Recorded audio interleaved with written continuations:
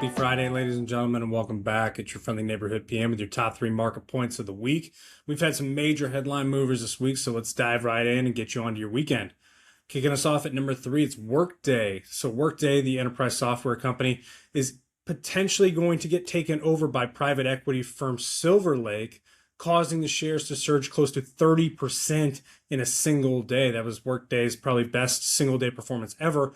Now, what this kind of indicates, though, is that private equity is starting to circle the wagons around enterprise software companies, especially after these software companies have been roiled by the AI disruption threat earlier this year. So potential for more deals to be made in the future, but this is only the start.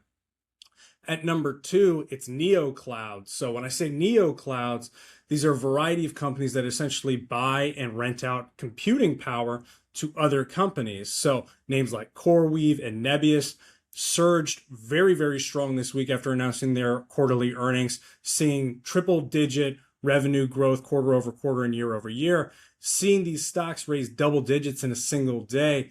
And this is really used by a lot of market participants as a kind of gauge as to just how strong AI demand is, given how much computing capacity is needed. So seeing these shares surge quite heavily, especially after the July unwinding of the momentum AI trade, is really interesting to see and just goes to show just how strong the AI demand continues to be.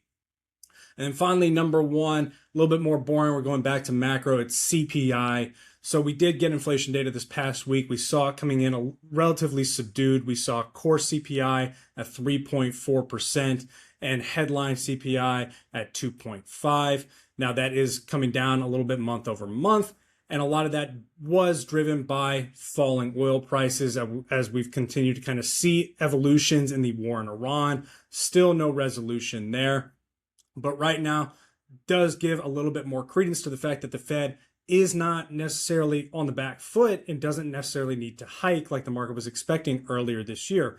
So we will continue to kind of monitor that situation and see what the Fed wants to do going forward. But right now, strong labor market, falling inflation, doesn't look like the Fed is necessarily needing to hike right in the immediate term.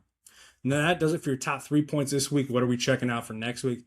Well, next week, we're going to focus more on retail earnings. So companies like Walmart, Target, Home Depot, Lowe's, to try to get a sense of what the retail consumer and the strength there is going on in the current market environment. But we'll keep you posted on that next week.